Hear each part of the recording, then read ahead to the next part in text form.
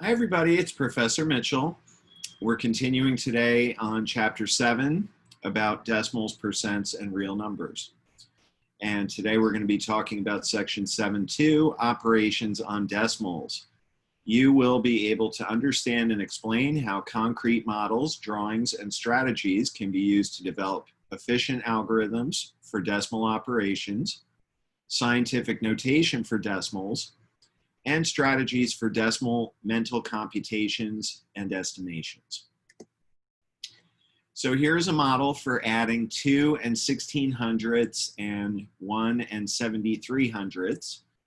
So as we've done before, we're representing one whole with a flat, 1/10 with a long, and 1/100th with a unit.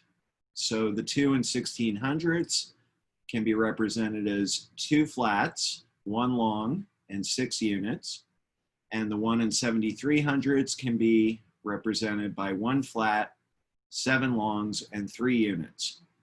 And of course, that adds up to 3 flats, 8 longs, and 9 units, which is 3 and 8900ths. You can also change the problem to one that we already know how to solve, which is to a sum involving fractions. So you can write 2 and 1600ths as 2 plus 1/10 plus 600ths. Write 1 and 7300ths as 1 plus 7/10 plus 300ths. And then rearrange your terms so that you have your whole numbers together, your tenths together, and your hundredths together. And that will give you the same answer, 3 and 8900ths. To multiply decimals, I've never heard it explained exactly this way, but this is how you do it. If there are n digits to the right of the decimal point in one number and m digits to the right of the decimal point in the second number, multiply the two numbers, ignoring the decimals, and then place the decimal point so that there are m plus n digits to the right of the decimal point in the product. So just like with a lot of other things, this is easiest maybe to explain in terms of specific numbers. If your first number had 1 digit to the right of the decimal point and your second number had 2, then there would be 1 plus 2 equals 3 digits to the right of the decimal point in the answer. So as a couple of examples, first we're multiplying 6 and 2/10 by 1 and 4300ths. And so I'm not going to talk you through every detail of this, but it's just like you're multiplying 143 by 62. You start off by ignoring the decimal points. 143 times 62 would be 8,866. But since there are 2 digits to the right of the decimal point in this number and 1 digit to the right in this number, there are 2 plus 1 equals 3 digits to the right of the decimal point in the answer. And maybe it would be a good idea to point out here, use common sense when you look at your answer. Ask yourself if it makes sense. So just even doing a range estimate for 6 and 2/10 by 1 and 4300ths, you know the answer has to be between 6 times 1, which is 6, and 7 times 2, which is 14. So the answer has to be between 6 and 14. Basically any mistake that you make placing the decimal point, you're going to get an answer that's outside of that range. Next, we have 200ths times 13 thousandths. So you multiply that just like you're doing 13 times 2. 13 times 2 is 26. And since there are 3 digits to the right of the decimal point there and 2 digits to the right here, there need to be 3 plus 2 equals 5 digits to the right of the decimal point in the answer, which means you need to add a bunch of zeros. All right, to multiply 1,000 by 3 and 6/10, you can use the regular algorithm. Of course, you can also just say multiplying by 1,000 moves the decimal point 3 units to the, or 3 digits to the right, and that would give you the same answer. Scientific notation is used to write either very large or very small numbers to make them easier to read. So for example, the distance light travels in 1 year, which is called a light year, is, let's see, I'm having to stop for a few seconds to figure out how to read this. This is 5,872,000,000,000. So to write that number without all those zeros, you can just write it as 5.872 times 10 to the 12th. So what that does is it moves the decimal point 12 places to the right. The mass of an electron, which is written like this, can be expressed as 5.4875 times 10 to the negative 4. In scientific notation, a positive number is written as the product of a number greater than or equal to 1 and less than 10, and an integer power of 10. To write a negative number in scientific notation, treat the number as a positive number and adjoin the negative sign in front of the result. So here are some examples. We're going to write each of these numbers in scientific notation. As always, at any time, feel free to pause the video if you want to try to work ahead and then compare notes. So the first example is 413,682,000. So the first thing we have to do is make our number between 1 and 10. And we do that by putting the decimal point right here. And then I ask myself, how many places would that have to be moved in order to get the original number? The answer is 1, 2, 3, 4, 5, 6, 7, 8. So in scientific notation, this number would be written as 4.13682 times 10 to the 8th. Notice that the exponent in the answer is positive. All right. In this one, we have 0.0000231. So first, again, I start by figuring out where would the decimal point go to make a number between 1 and 10. It would go right after the 2. And this time, to get back the original number, I have to move my decimal point 1, 2, 3, 4, 5 places to the left. So that gives me 2.31 times 10 to the negative 5.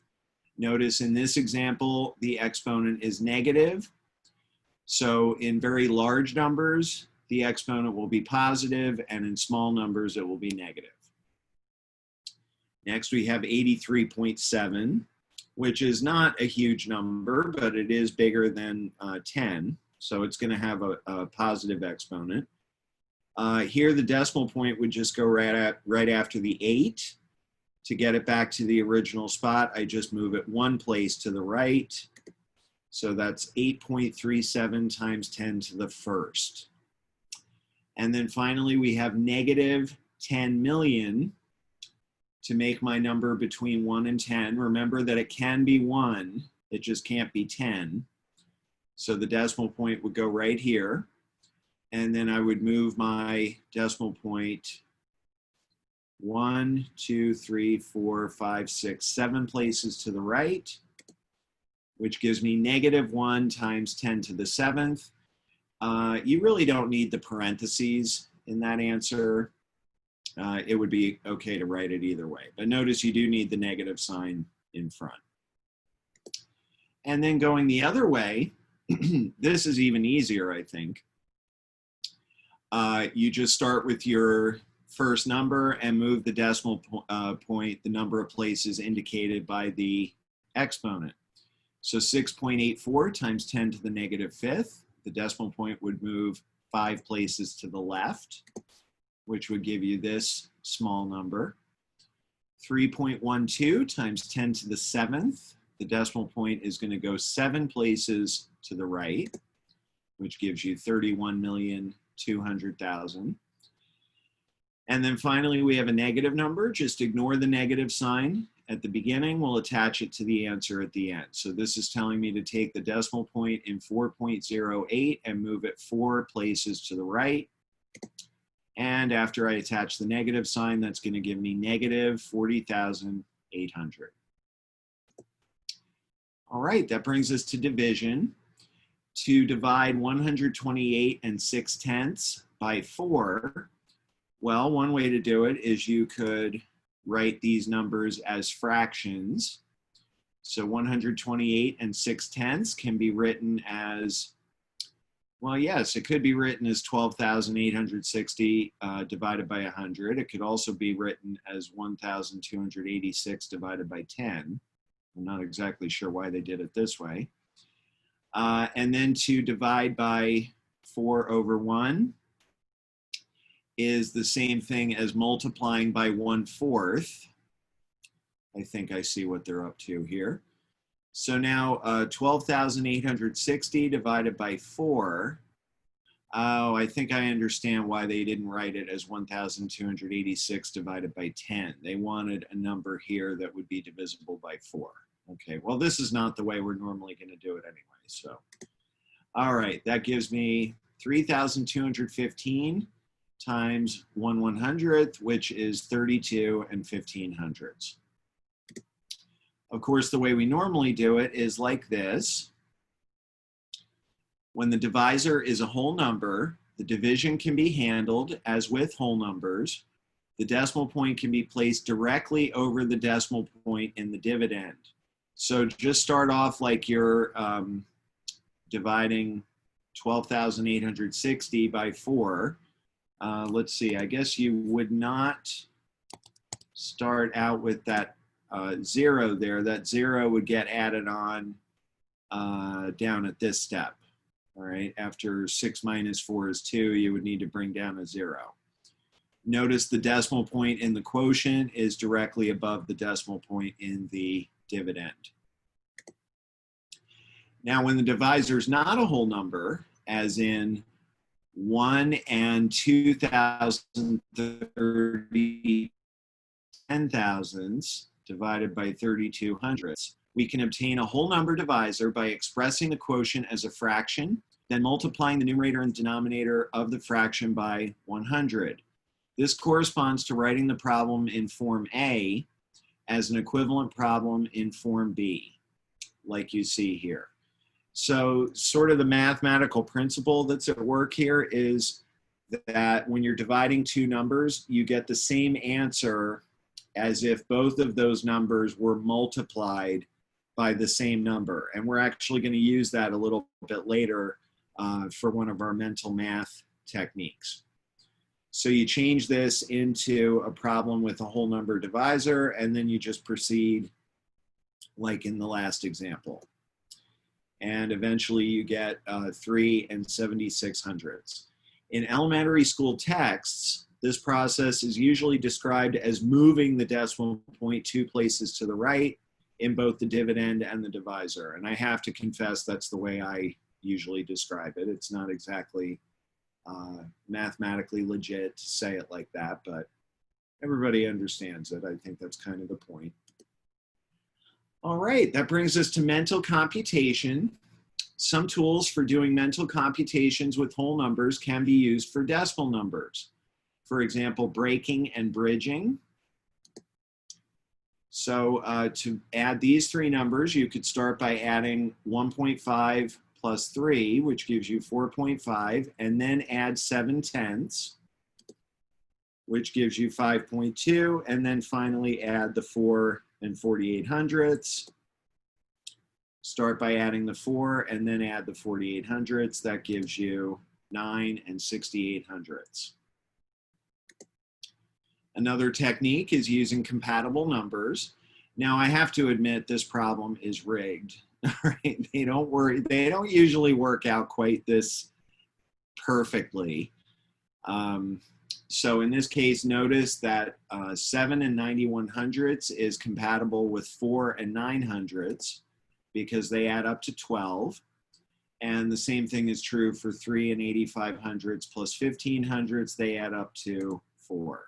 So these four numbers add up to 16. Making compatible numbers.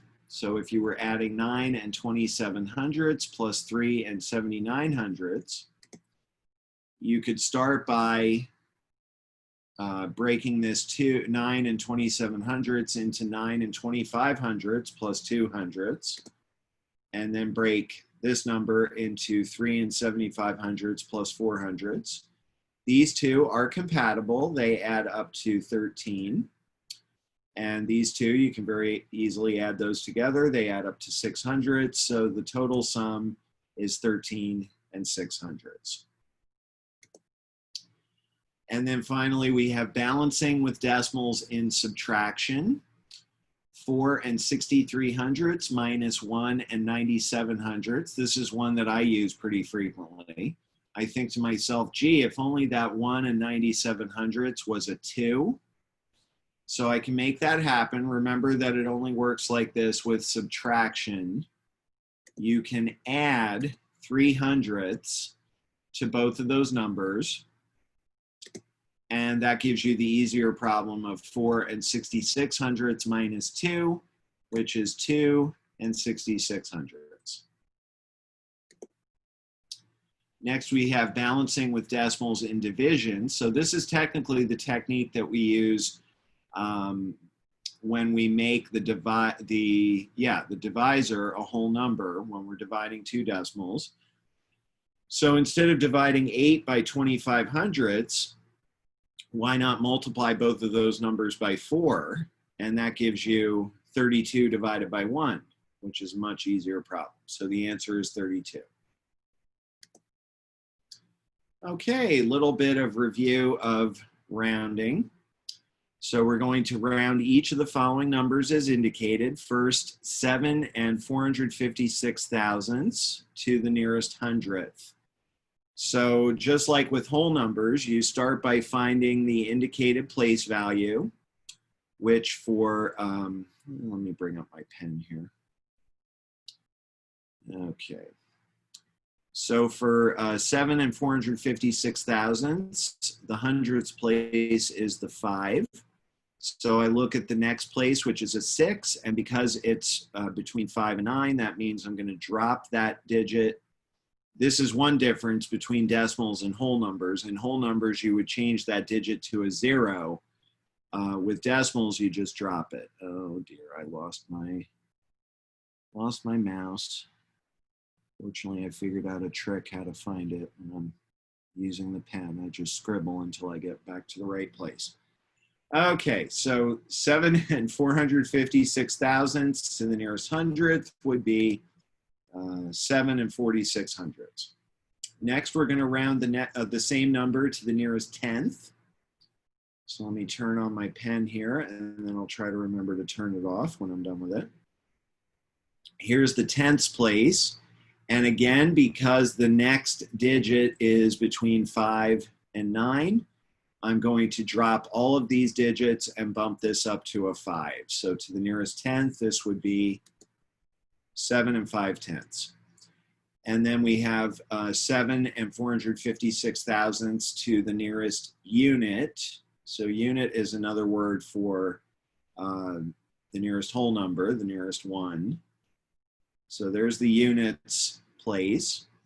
The next digit is a 4, which is between 0 and 4. So in that case, you just drop all of these digits and leave that one alone. So to the nearest unit, this would be a 7. All right, little review of whole numbers. We'll do these next two pretty fast. To the nearest thousand, 7,456 is 7,000. 745 to the nearest 10 would be 750, right? Because the digit after the tens place is a 5. Because that's between 5 and 9, we bump this one up. And then finally, you can round decimals to whole number place values. 74 and 56 hundredths to the nearest 10.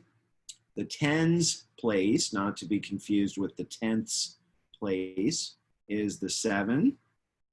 Because this next digit is between 0 and 4, that means we're going to drop that, replace it with a 0, and then just ignore these. So to the nearest 10, that would be 70.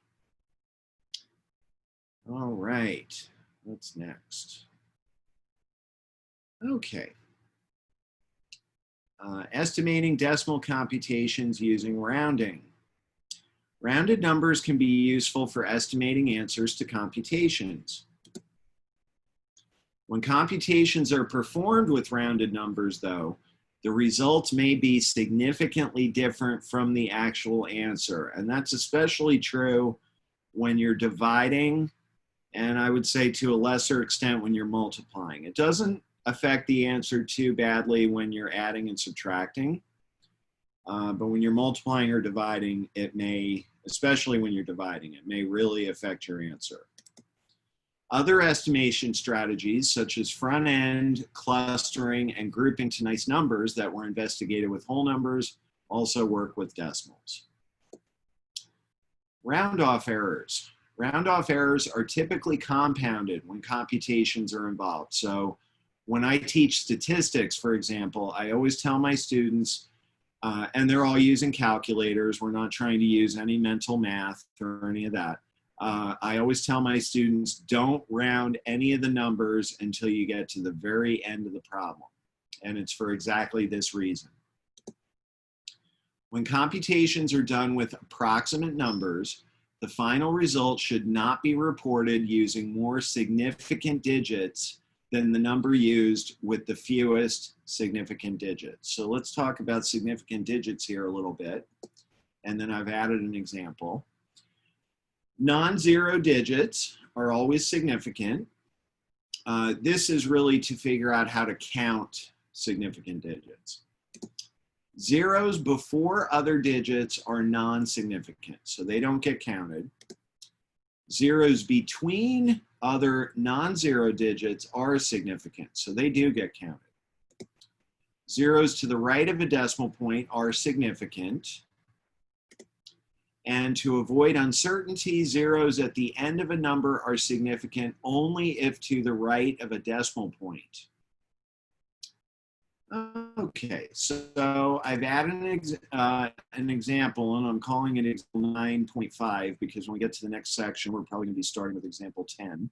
And I'm just recycling the example from earlier.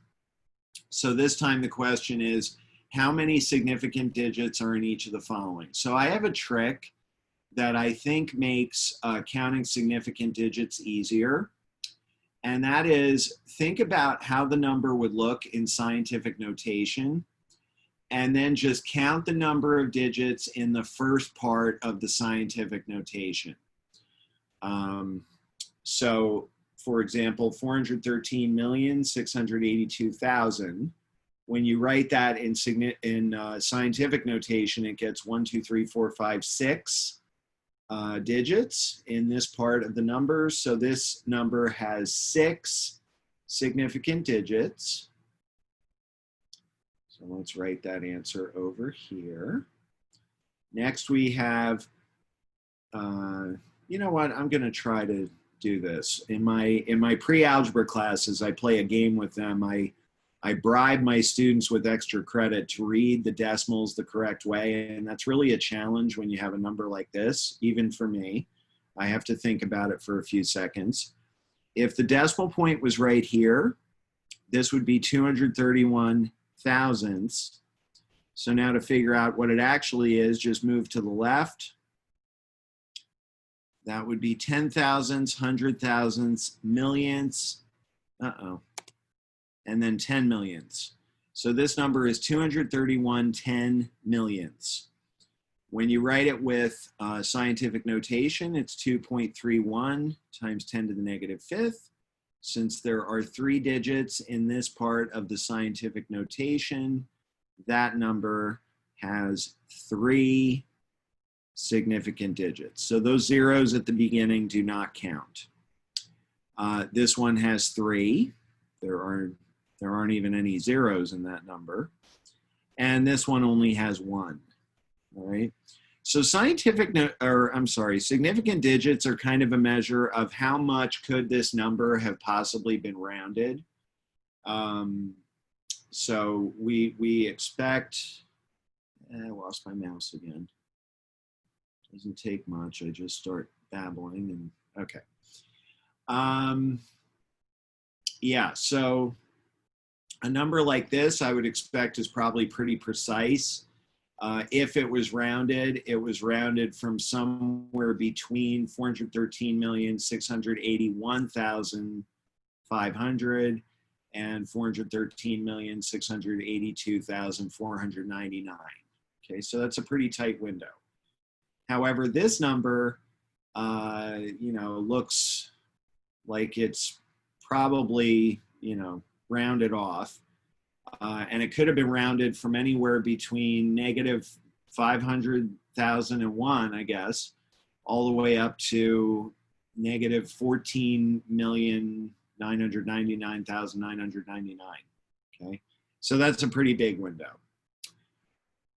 All right, so I think that's going to do it for section 7.2, and we'll see you next time.